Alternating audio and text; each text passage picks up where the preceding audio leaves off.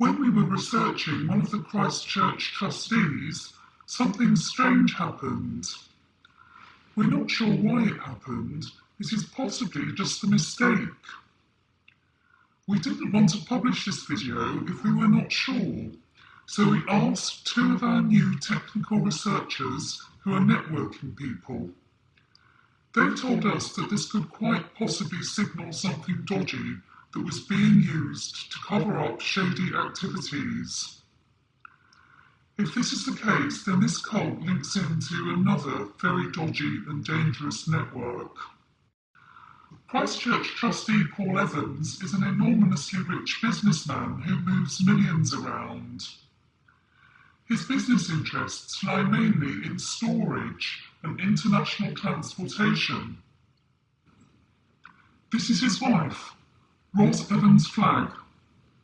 Ros Evans Flagg is an artist. Some of her work represents dead babies and what appear to be dead children.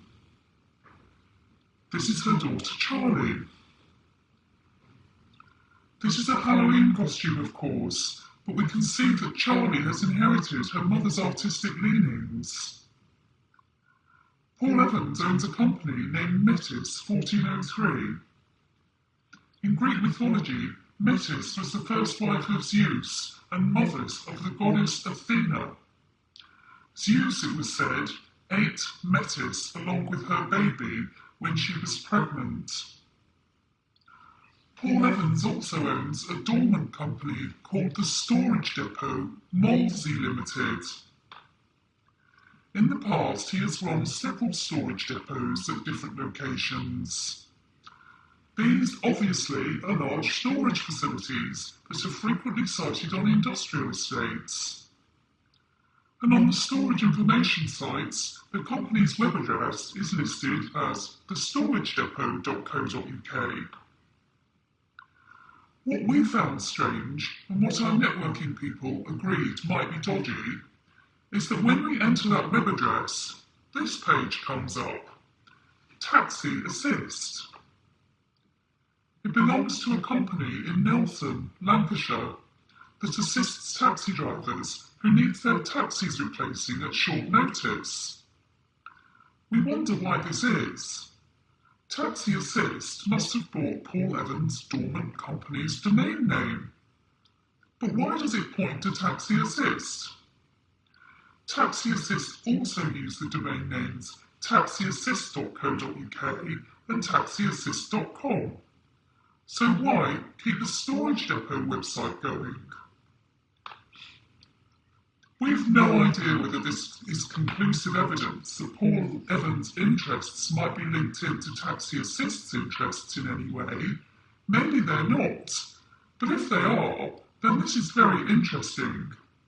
And the children do state that babies are being picked up from Heathrow and Gatwick and driven back to Hampstead by a black taxi, so we're going to look into it anyway. First, Nelson, Lancashire is just 75 miles away from Rotherham, which is Ricky Dearman territory and the centre of a recent child abuse scandal. Rotherham Police and Council ignored child abuse on a huge scale, being perpetrated by predominantly British Muslim men and being significantly facilitated by British Muslim taxi drivers. Second, when we check out the director of the now dissolved Taxi Assist North East Limited, a Mohammed Asif Khan, we find that someone with the same name was arrested in Bolton in 2007 and sentenced to 6 years for heroin and cocaine dealing and a violent incident of road rage. We're not sure if this is the same man, but it might well be. Because when we check out the Taxi Assist directorships, we note that the company, which is worth around 480,000, has 2 active directors, both of which appear to be Muslim, Shakil Abbas and Zahir Ahmed. According to Burnley Council, in 2014, Shakil Abbas was convicted of taxi driving against the rules and without the proper licences. And according to this insurance website, in 2010, Zahir Ahmed was judged to have been committing fraud, representing Muslim taxi drivers in making fraudulent vehicle insurance claims. So our investigations into Paul Evans have uncovered 3 possible Muslim fraudsters. Please remember that we don't know 100% for sure that all parties are connected, but we would love to. You see, in recent years, crimes committed by Muslim taxi drivers have caused a huge scandal in the UK. These criminals have also made life difficult for decent Asian taxi drivers. In 2014, a group of respectable Asian taxi drivers in the Manchester area protested because they were just hard-working family men trying to make a living. They were losing out on work as clients were requesting white drivers. So an evil and corrupt minority is spoiling it for everybody and whipping up racial hatred and division. The majority, the decent Muslims and all the other Asian taxi drivers, whether or not they are religious, are suffering as a result.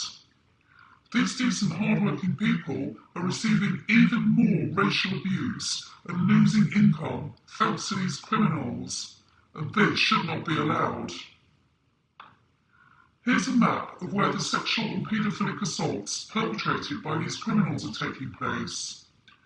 There are clusters stretching from Sheffield and Rotherham up to Nelson and further north. You will also see a cluster in the London area and various incidents in between, as if these people are driving backwards and forwards to London and committing crimes en route. So let's have a closer look at some of those crimes, because we believe that these Muslim criminals may be part of this cult. This cult seems to contain all nationalities, colours and religions.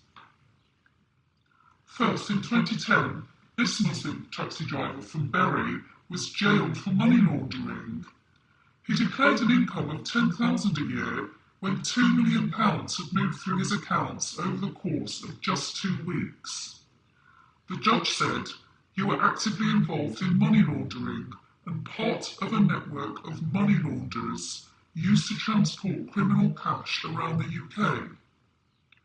The judge also said that the true origins of that money may never be known.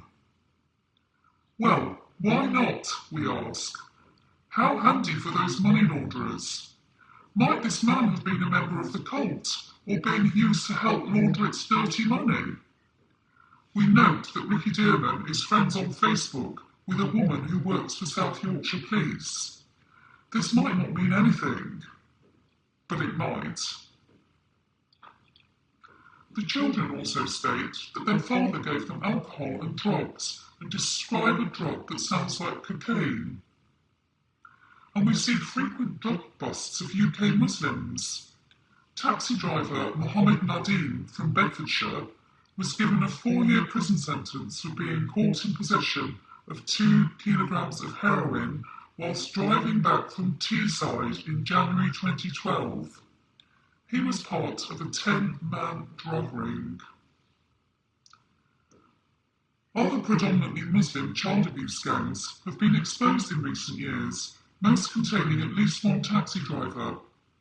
Locations include Derby, Oxford, Bristol, Telford and Rochdale, the centre of yet another satanic ritual abuse scandal in 1990. The numbers of victims of these sex gangs is staggering. The existence of these gangs suggests to us that a wider paedophilic criminal cult might be in operation, just as the children allege.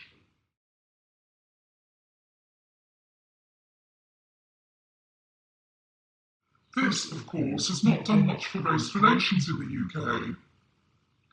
Another source of bad feeling towards UK Muslims was London's Woolwich attack, during which a supposed Muslim extremist beheaded a supposed British soldier.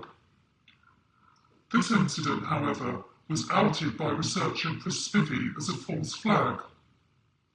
Chris Spivey is currently being persecuted by the British police, judiciary and social services after his meticulous research revealed that the whole Woolwich episode was a pantomime staged by the British government, media and security services. Another recent false flag to whip up racial hatred against Muslims in France was Je suis Charlie. So now I want you to use your imagination. What if these Muslim taxi drivers, criminals and so-called extremists were not Muslims at all? What if these people were members of this baby trafficking and murdering cult who were deflecting the blame for their crimes onto decent Asians? We know this cult operates internationally, and the children allege that it has infiltrated the police, social services, schools and churches. This cult has clearly infiltrated the British judiciary and media. Why should it not also have infiltrated the networks of Muslim taxi drivers and mosques? And if so, why? Perhaps to destabilise Britain, Europe, through racial hatred and division, and give our political leaders the opportunity to crack down on our freedoms in the name of security. We get less freedom, while their freedom to traffic hundreds of babies into the UK for rituals is increased. We believe that any British person who holds Muslims responsible for these crimes may be looking in the wrong direction. It is quite possible that these criminals are not Muslims, they are Satanists. We do not know this for sure, but we have found evidence that may link the Hampstead cult into these networks of criminal taxi drivers.